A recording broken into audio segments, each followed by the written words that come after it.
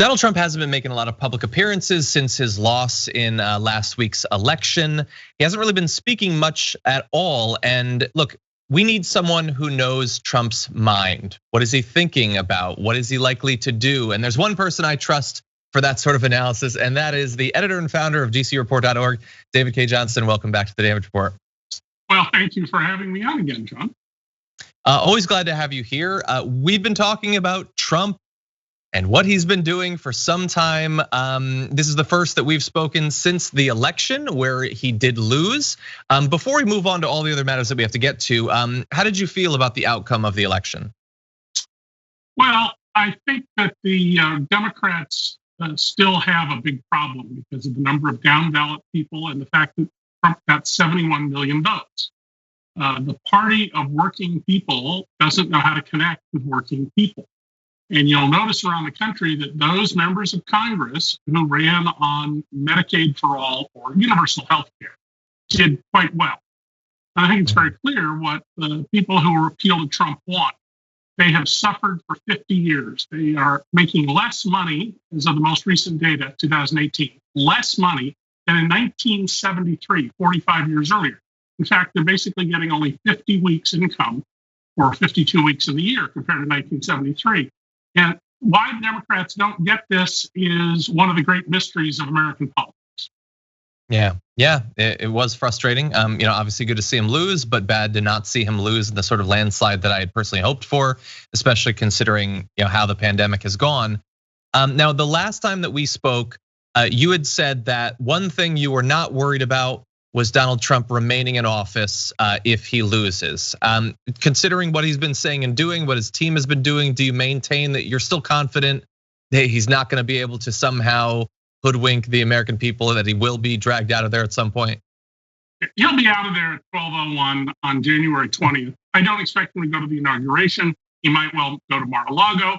He's even said he might flee the country.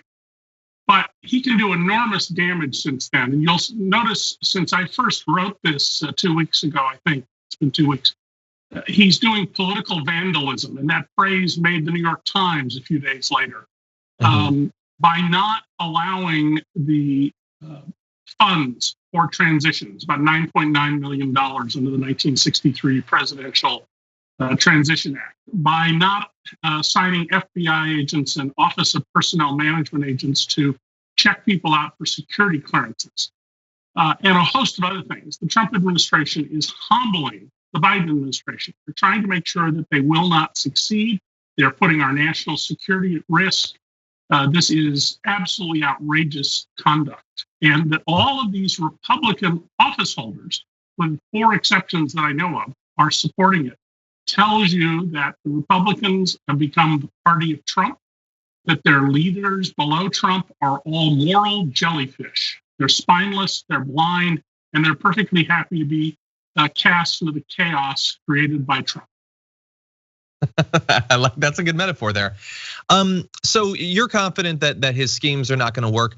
What do you think about both Trump and many of those Republicans that you're talking about? They're obviously saying that there's voter fraud, that these challenges are serious, but that doesn't necessarily mean that they actually believe that they are, or that they believe that any of these little plots could result in Trump staying in office. Do you think that there are true believers? Do you think that Trump is a true believer? Or is there some other reason that they're going through all of this?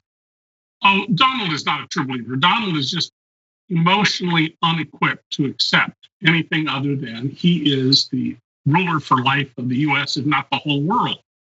As for the rest of them, you are old enough, John, to remember when Republicans claimed to be the party of principles and ideas. And we've seen that that's a complete fraud. And this is not good for the country, by the way. We want to have competing political parties who are putting forth different ideas. But ever since 26 years ago, I think now, Grover Norquist said that bipartisanship is date rape. We have seen this cleaving of the country into an attitude on the right of our way or the highway. And the Democrats saying, oh, we're nice people, and why don't we sit down and have tea? And it's been terrible for the country and will continue to be terrible. But you watch, Donald Trump will try to be the shadow president in exile. He's already telling people turn off Fox News and go to OAN and Newsmax, which are just crazy places. I was visiting both of them today to just make stuff up or take the littlest thing they like and turn it into a conclusion that the election was fraudulent. There's been no evidence of widespread fraud and nothing close enough to overturn the election. Yeah. As to that point about OAN and Newsmax, I mean, there's some reporting saying that he's once again sort of thinking about the possibility of setting up some sort of Trump TV, maybe a purely digital thing, which seems to imply that he doesn't expect that he's going to stay in office if that's something he's planning for, but maybe it's just a backup plan. What do you think about the possibility of that and how it would be received by his fans?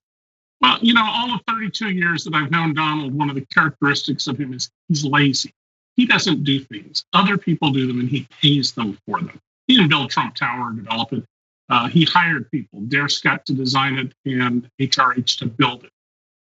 And so if there is a Trump TV, if OAN were to rebrand itself as Trump TV, he's just going to get paid to whine and complain. You're not going to see him do any actual work. Whatever you think of Roger Ailes, you have to admire that the guy was hardworking and set out to achieve the goals he set for himself and for that organization. Donald's not like that. Donald is just, he's lazy. He's 74 years old. And by the way, he's depressed right now. I pay a lot of attention, and I always have since we first met back in the 80s, to how Donald walks. And there are days when he walks smartly, like he's still a cadet at the military academy he was sent to for misbehaving when he was the summer he turned 13. And there are days when he lumbers like a deeply depressed man. You look at the video of him laying the wreath on the 11th, you will see a man who is forcing himself to walk. Wow. I actually had not noticed that. That is interesting.